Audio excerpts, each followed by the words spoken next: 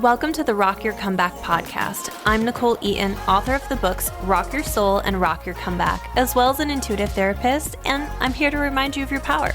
This podcast focuses on mindset and inviting the universe in to create a life that feels so good, so aligned, and so authentic.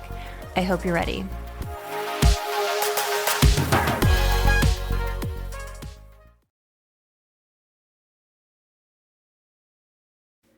Welcome back to the Rock Your Comeback podcast. I'm your host, Nicole Eaton. If you love the idea of trusting the universe and want to learn how to trust yourself better to manifest your dream life, this is the episode for you. I was able to sit down with Ashley Gordon, who's the CEO of the Quantum Coach Company, creator of the Badass Manifestor brand, a podcast with over 1.1 million downloads. Ashley teaches people how to scale and grow their coaching business and is also the founder of the Quantum Coaching Academy, which is an immersive, internationally accredited program that helps train the next generation of world-class coaches. So I'm excited to dive in, but first I just want to thank everybody for listening. Always let me know what you think. You can always support this podcast by liking it, by screenshot and sharing it. Tag me on Instagram, shoot me a DM. I love to know that you're listening, and it really means a lot to me. And make sure you check out the Comeback Club, the online membership I've been working my heart and soul on. It's now open. The link's in the bio so that you can jump in with every course I've ever created, with a new one every single month, weekly journal prompts, and a really lovely community of awesome people so far. So excited to have everybody. So make sure to join us in the Comeback Club. And I hope you love this podcast episode.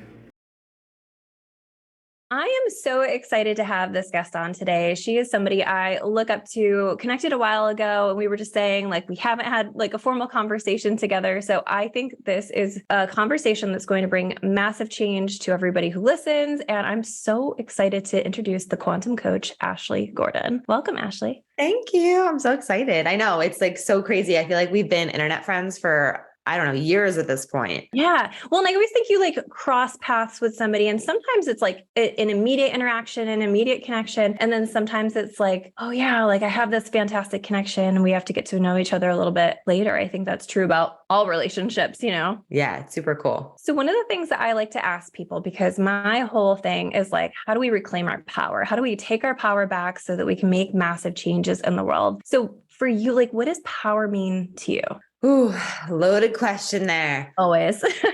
Honestly, it's about trusting myself. Power really means and is equivalent to the degree in which I fully trust the decisions I'm making, the intuition that's coming through to me, being powerful and making a decision in whatever direction that is. So it all comes back to trusting myself. That's my favorite answer I've gotten to date, I think, because because I think that that's such an underrated piece. Is the decision is what makes the change, you know? And so when we can trust ourselves enough to dive into the decision, like that's a really powerful place to be. I'm wondering what this looks like.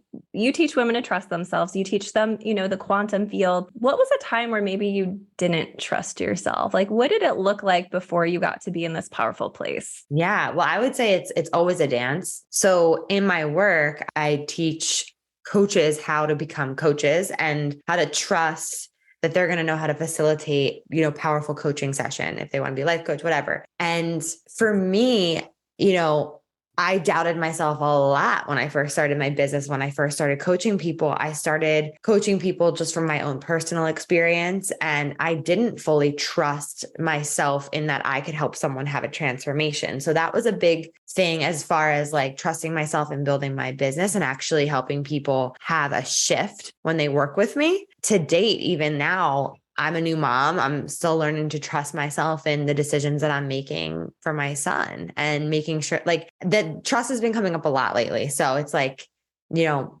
I don't know if how is this decision going to impact him later? Or how is this decision going to affect him, you know, X, Y, and Z. So it's a constant journey to learning how to trust myself. And I feel like it ebbs and flows. And in my work right now, I trust myself so much. In motherhood, I'm learning to like build that trust muscle, but I do feel like it always comes back to, I don't think you just like trust yourself one day. I think it's a muscle that we get to work and we get to practice. And it's a moment by moment practice of learning how to trust yourself over and over again. I think it's so important what you just said, because even when we land trust in ourselves in certain areas of our life, there Mm-hmm. may still be an area where we're still figuring that out. And I think I want to normalize that we're all still working. And no matter what level you get in your life, in your personal life, in your businesses, that it's important to find that space of just normalizing that, hey, it's cool if you're still learning in certain areas. It's cool if you master, toddler and under, and then you get to preteen and you're like, what am I doing? It's Yeah. okay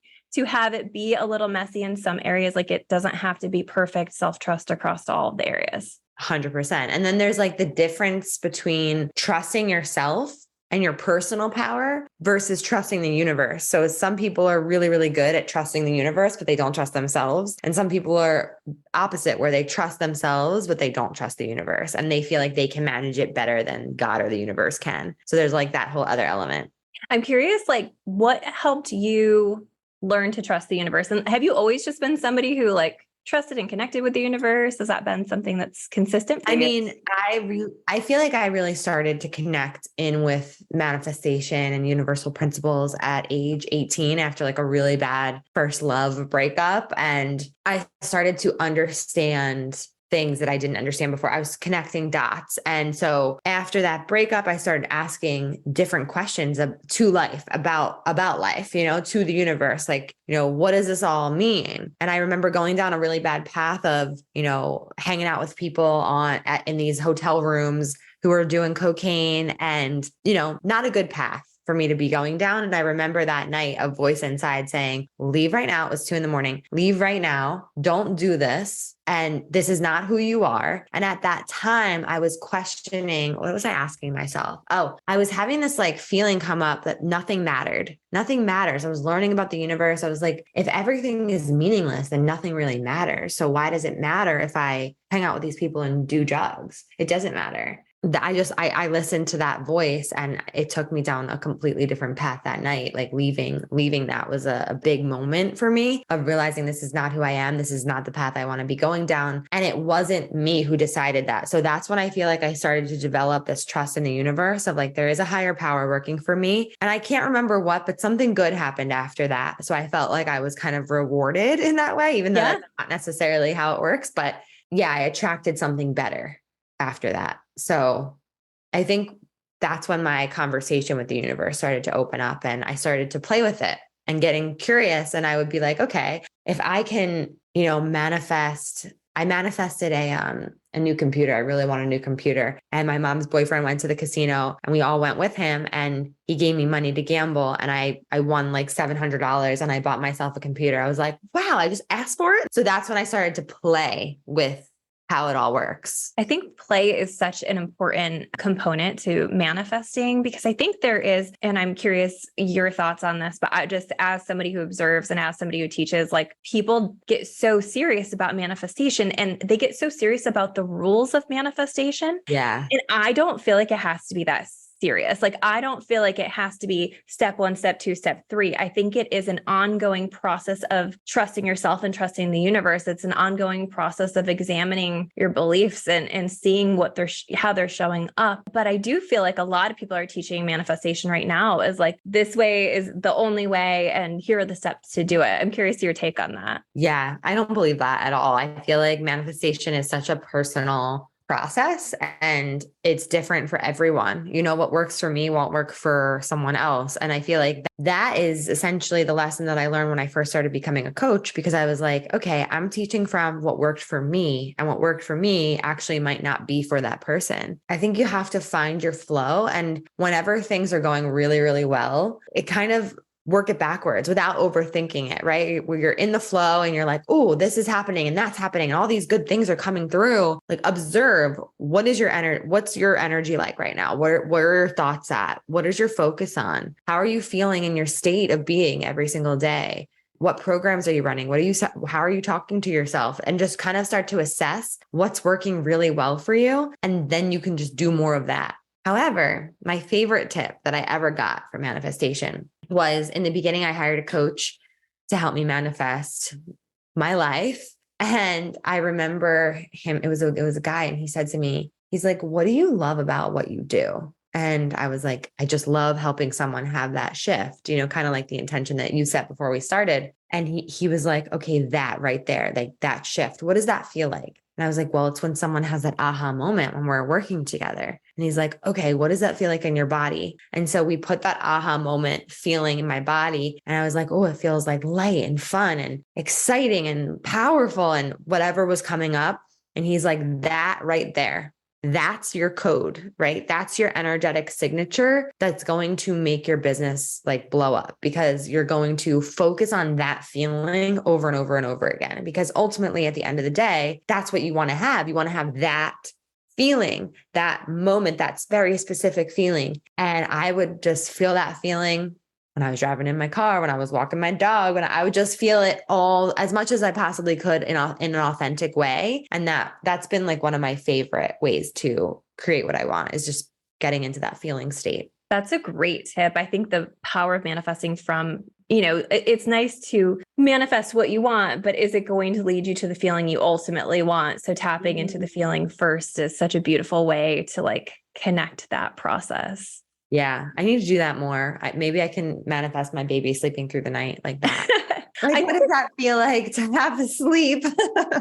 What would that be like? I really feel like, at different stages of our existence, we do manifest more in certain areas. And then there's times where we get flustered and we lose our power. I'm curious for somebody who would be, let's say someone was being asked those questions of like, what would it feel like? And they're not sure. What kind of guidance can you give them to either find the feeling or find their certainty or get more clear on what it is they want or want to feel out of that situation? Yeah, there's a couple things there. So in NLP, there's a in neuro-linguistic programming, which I know you want to talk about. It's essentially a form of coaching and a model of techniques that we use in the coaching industry to help our clients have powerful shifts and transformation. There's a tool called anchoring. And are you familiar with anchoring? Mm-hmm. Yeah. Okay. Yeah. So anchoring helps you kind of tap into that feeling of what you want to create and anchors it into a physical spot on your body so that you can fire off that anchor and tap back into that feeling. So for example, if you want to feel abundance,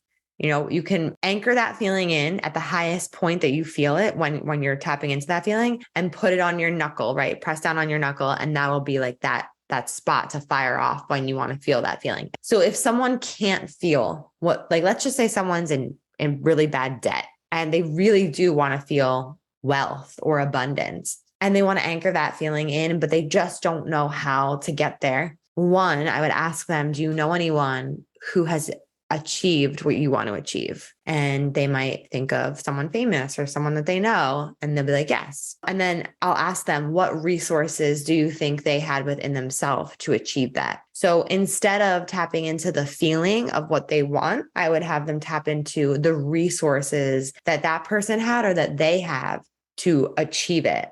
So it's like, I have belief in myself. Okay, what does belief feel like? So instead of getting to that like end result, it's more of like, what resource do you need right now in order to become that person? Oh, absolutely. I think anchoring is such a powerful tool. And honestly, that's something I forgot about until like we used to train in hypnosis. So I'm a traditional mental health counselor. And so anchoring is a big thing of just connecting, pressure points or fingers or whatever that is to the feeling, to the thought, so that your body remembers, and it's an easier way to pull the feeling. So I love that tool because it's not something I don't think I've talked on this podcast about. So I think that's going to be powerful for a lot of people. Yeah. Awesome. Yeah. It's one of my favorite tools for sure. So you call yourself the quantum coach. For people who are unfamiliar, like what does quantum mean and represent for you? Yeah. So I call myself the quantum coach because we created the Quantum Coaching Academy, which is a coaching certification. We certify in 8 modalities and we train the next generation of world-class coaches. And so in regards to what I teach people, it's really coaching from the quantum field, like learning and training our coaches to be able to see their clients in their full potential in a field of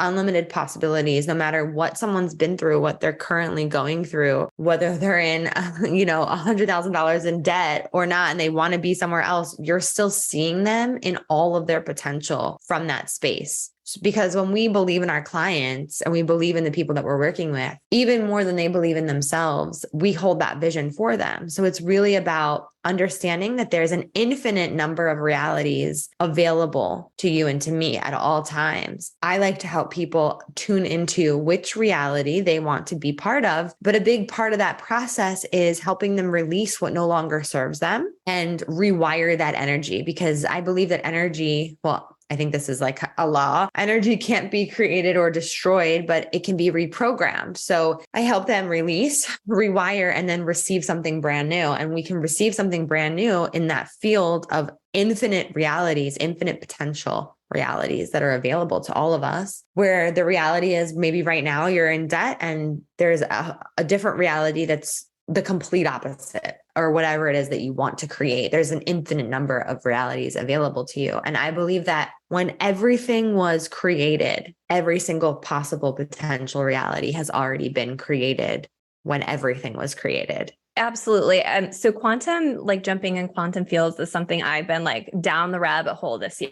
That has been, it's just so fascinating to me. And that pen wanted to jump into it was done. Fields. We're done here. It wants me two silly things, right? There's a Spider-Man movie called Into the Spider-Verse. You're boy mom, so you're probably going to dive down that rabbit hole real soon. Yeah. But it talks about all these different versions of like Spider-Man throughout all these different universes. And I like to think of myself that way of like, okay, there's so many different possible potentials for me. Which ones am I tuning into by using those feelings and anchoring those feelings? But, I forgot where I was going to go with that second point, but I think this is so interesting. So how do you begin to tap into a different version of you? Let's say, we have to release some things. What are some ways to start that process of releasing? Yeah. Well, the first thing I want to say is that you have to really care about yourself and your life. And you have to this stuff takes work. It's not just like, I'm going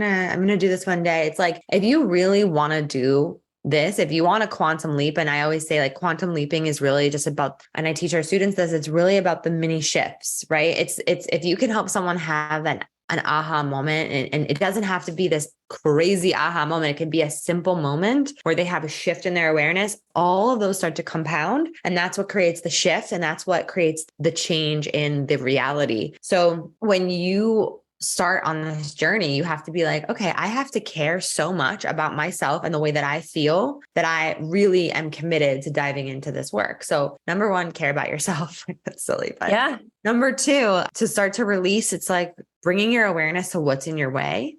For example, I was just on a call with someone who she really wants to step into becoming a coach, and she's shut this down for so long. And she was in tears about how suppressed this desire was. And I think a lot of us have a lot of suppressed desires. And that's part of it, is bringing them up to the surface. And releasing doesn't just have to be about quote negative emotions or, unpleasant emotions. It can also be about desires that want to come out. And so she was saying that she used to let fear and doubt stop her from taking action on the things that she really feels called to do, because she was afraid that she wouldn't be accepted or she wouldn't be loved or whatever her story is. And we all have that story. So what's yours, right? So it's like getting really present to what your story is. And then, there's so many ways to release these things. There's so many, but I think just to keep it really, really simple, journaling out what you would like to let go of right now. I am letting go of,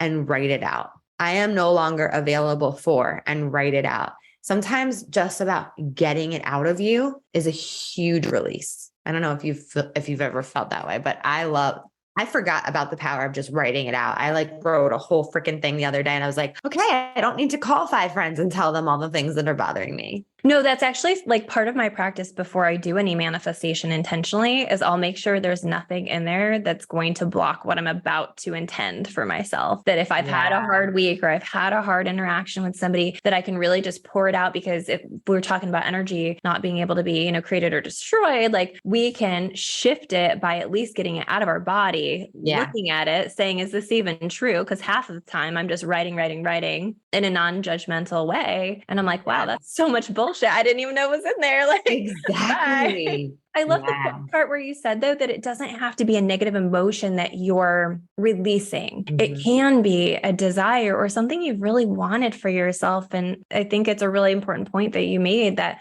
coming back within and saying, I am becoming my priority. Because I Yeah. think that our life gets chaotic when we stop making it a point to make ourselves a priority or make our happiness a priority. And it is like a commitment. It is a commitment, It's a 100%. big commitment. I mean, I was on a great trajectory like a few weeks ago.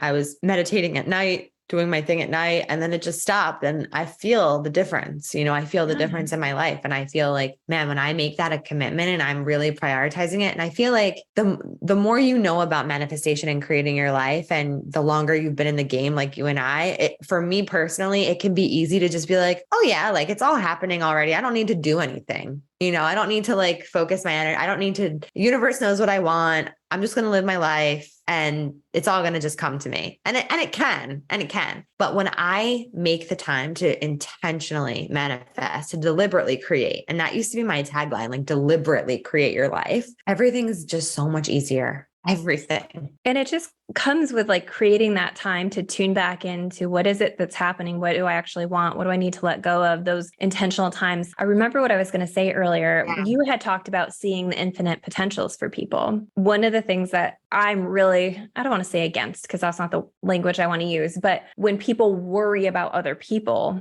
yeah, I feel like that's a big kind of like cursing someone, if you're either seeing potentials and positive possibilities for people of who they're capable of becoming, or you're sending so much negative energy about who you're concerned they are going to be. That's good. I like that. Yeah. Yeah. So in coaching and in like spiritually supporting someone in that way, mentoring, whatever you want to call it, I would say that, as a coach, I want what you want. I want you to be successful, but I'm also going to meet you where you are. So it's the balance between meeting someone where they are and also seeing all that's available for them, but not necessarily worrying about if it's going to happen or not. But it's more about trusting in their process of transformation, that they're going to get exactly what they want. And it's really hard to do in a way, especially with like the people in your life. So if you're not a coach or never want to be a coach, we're always somewhat coaching people in our lives. And it makes it easier when we can be more the observer with the people in our lives instead of the absorber, right? And be more of like a space holder instead of trying to tell people what to do in our life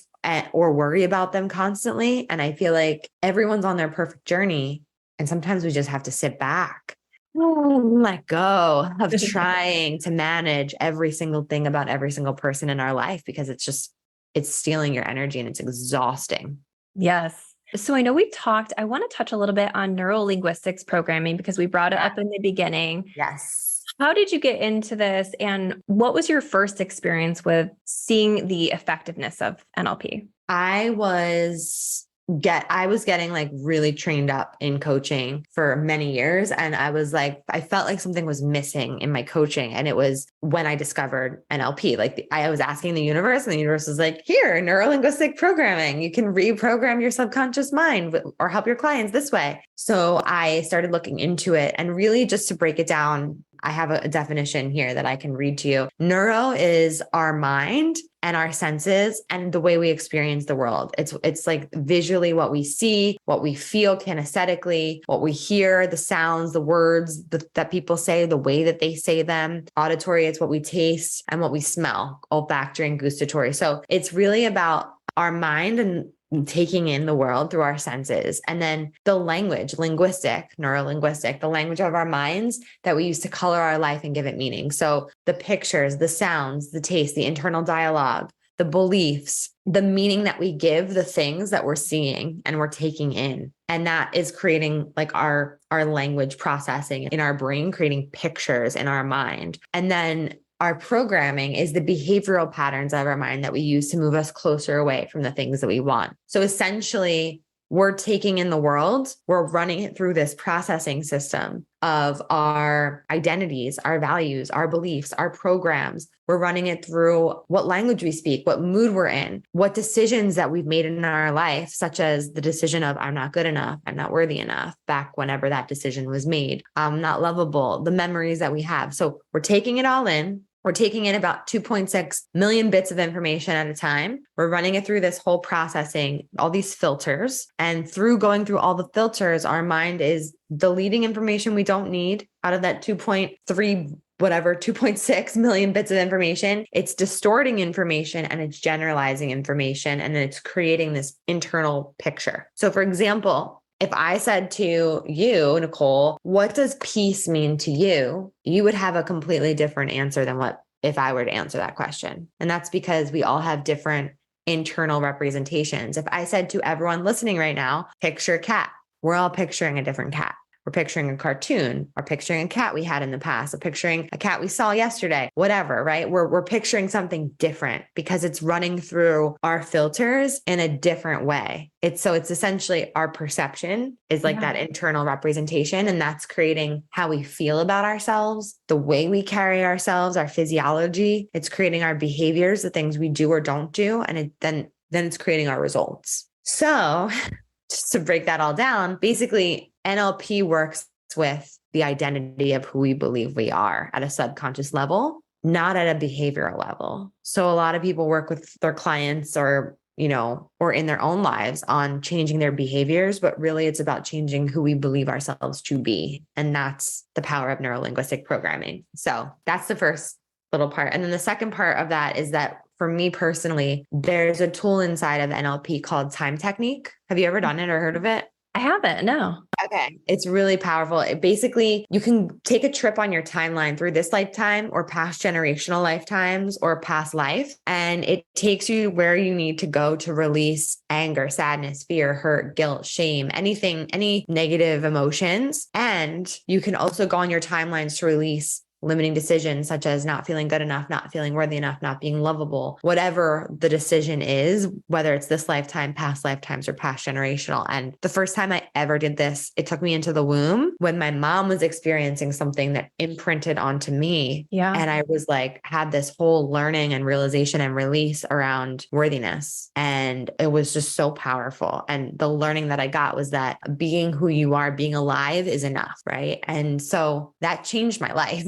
That really changed my whole life at the time. And it allowed me to create, everything that I've created today. So the power of this is really, really amazing. I just said a lot. So there you go. I just want to repeat that so that, everybody heard that being alive is enough. I think we go into these spaces where, we have to have these certain things happen or these certain metrics met in order to be good enough, to be worthy enough. And that's true for business owners. That's true for mothers. That's true for all aspects of our identity and who we are. And I love that there are ways to break it down. And I've never done that, but it sounds similar to kind of like Akashic records a little bit. Like it has similar elements. And I love that. So what for somebody who's like curious, who's just like, you've sparked my interest. What are a handful of things that they might be able to start doing in their day to undo some of this identity that is no longer serving them? I would say,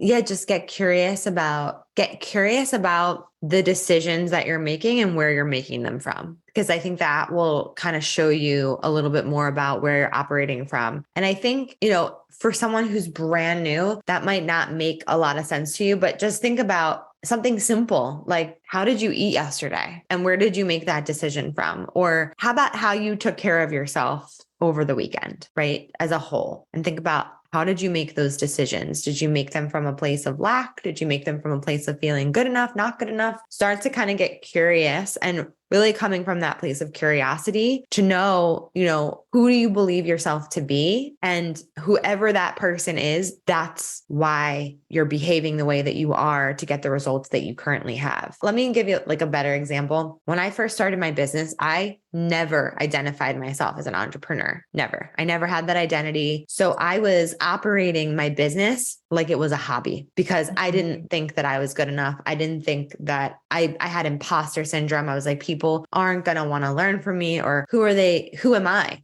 who am I to teach this information or to share this or put myself out there? For years in my business, I operated from the identity of a beginner for years, even though I wasn't a beginner anymore. And it was like a hobby, and I wasn't putting in really the same energy and effort that I could have, or whatever. That's kind of where I got curious, and I had a major shift. And I was like, I'm behaving in this way and I'm getting these results that I don't necessarily, this isn't what I want ultimately. And that's when I shifted into like, I am $1 million business owner, Yes.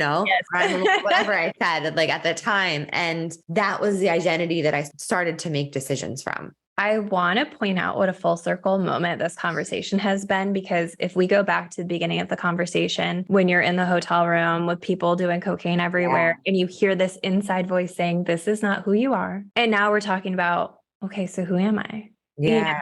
Who am I? Who do I get to be? What does this look like? How do I undo those pieces of me that weren't me? How do I come back to the curiosity and the play and the decisions to make a change in my life? And it all starts with that one moment. And what's interesting is I didn't hear you say, I invited this in. I invited this knowing or this knowledge in. And it's just a reminder that wherever you are in your comeback process, no matter how far away you've gotten from who you really are, there will always be a quiet whisper guiding you. And the minute you see it, the minute you hear it, the minute you're willing to open up to listen to it, that's when things can change. I love how you just threaded that right back to where we started. That was beautiful. Yeah, this has been an incredible conversation. Is there anything else people need to know before we wrap up? The thing that I always come back to is that you already are. You already are the person that you want to be. That person exists.